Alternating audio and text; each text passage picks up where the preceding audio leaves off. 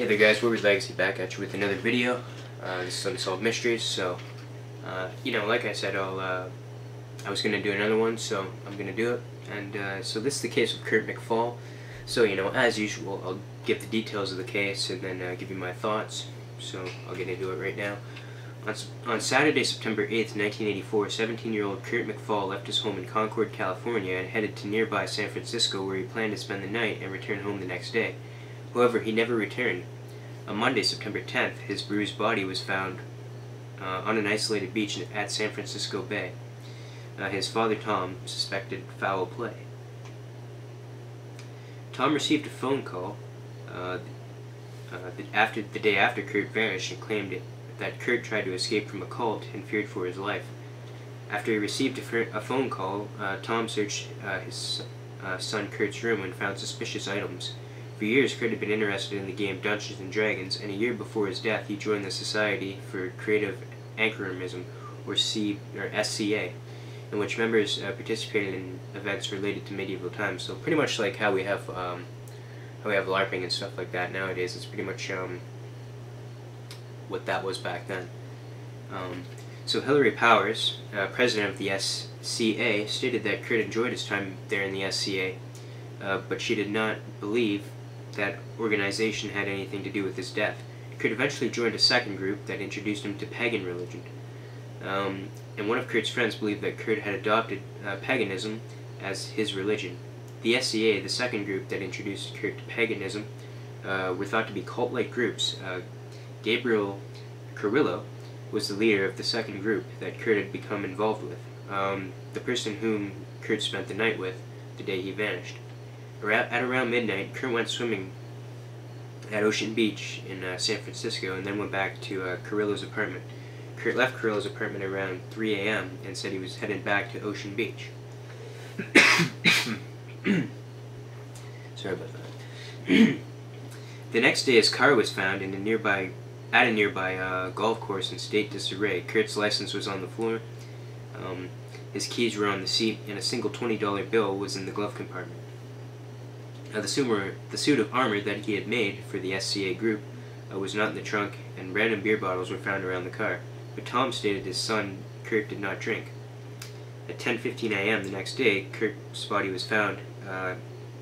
Kurt's body was discovered, or recovered, I should say, at the cliffs below where his car was found.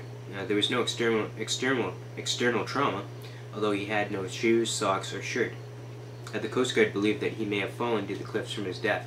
The coroner ruled that he may have died from multiple traumatic injuries and blood loss, but it is unknown how those injuries occurred. It was assumed that Kurt had died from a fall, but unknown as to whether that was accidental or a result of somebody pushed him over the cliff on purpose.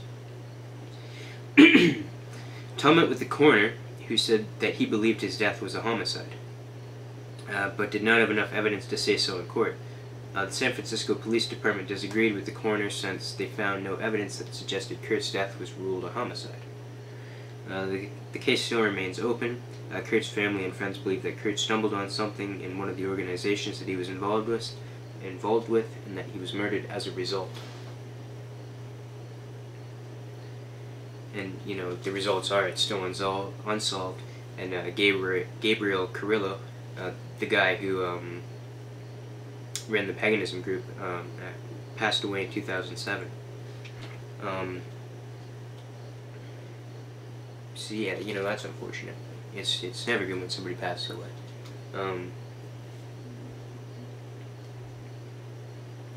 So yeah, I don't really know what to think about this case, really.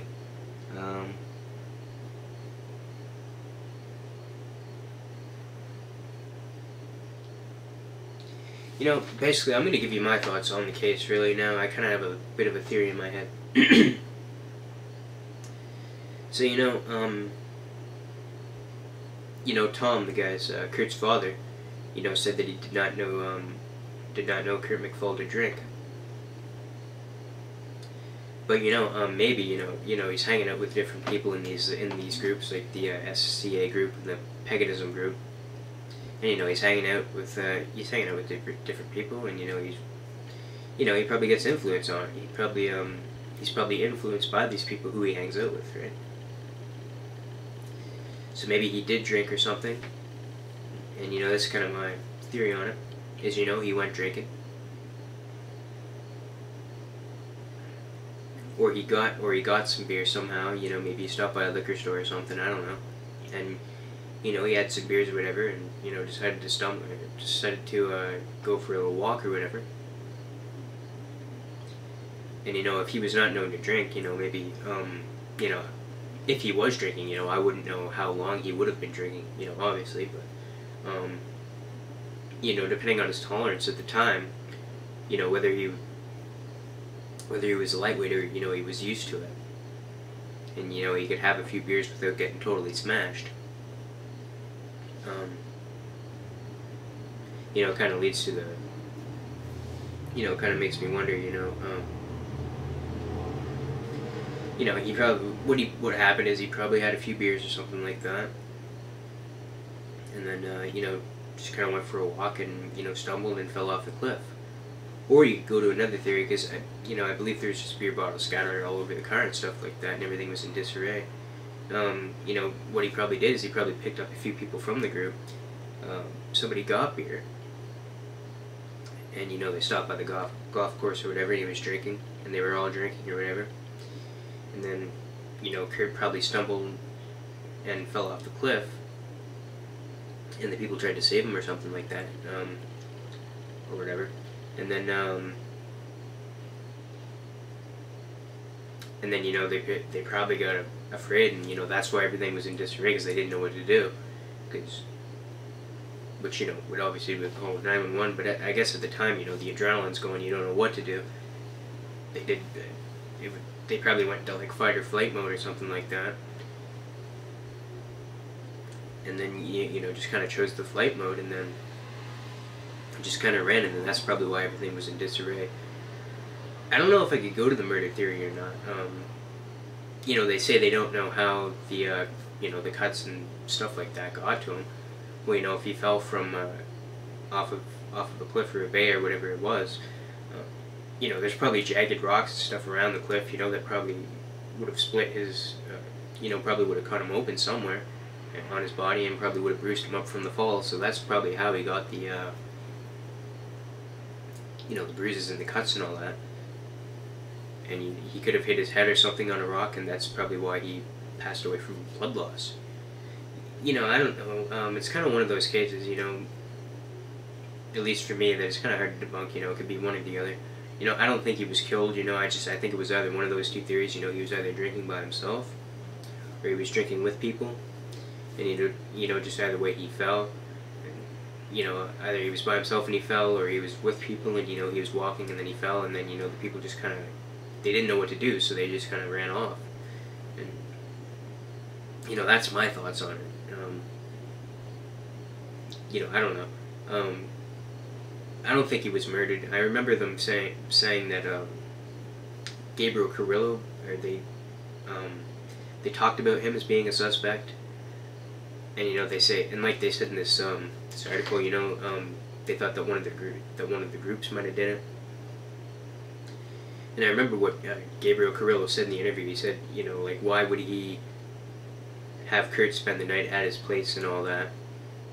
You know, if he was going to have him planned, if he was going to have him murdered, or if he was going to murder him himself or something like that. You know, I don't believe the guy did it. That Gabriel Carrillo did it. I don't believe that. You know, because I agree with what he said in the interview. Like, why would he have Kurt stay over if he was gonna murder him? You know, it just wouldn't be a, you know, wise thing to do. You know, and obviously he's going to be a suspect because of that reason, but, you know, like he said, why would he have him over there if he was going to have him murdered, or plan to have him murdered or something like that, or murder him himself? So I don't believe Gabriel Carrillo did it, and I don't believe any of the members of the group did it either. I think it was just an accident. You know, Kurt just kind of, you know, he may have drank too much and just kind of stumbled off the cliff. You know, that's what I'm leaning towards. You know, just because, you know, he could have been acting differently when he was with these other people, and just, you know, started drinking with them or whatever. And, you know, that's what I think happened. And I don't think it was murder. I think it was just an accident. And, you know, that's pretty much all I want to say for that video right now. I think I pretty much just kind of covered everything and given my thoughts on it. If you like this video, give it a like, subscribe, comment, and as usual, my Twitter link will be in the description, as my PSN. I'm gonna try to make more videos this week. You know, like I said in my previous video, you know, I've been gaming and stuff like that. I got NHL 17. I believe I'm getting the new Resident Evil 4 tomorrow, so I might be live streaming for that. Or live streaming that. You know, I'm not really sure. But you know, that's pretty much all I gotta say right now. And yeah, you know, I'll see you in the next one. Wayward out.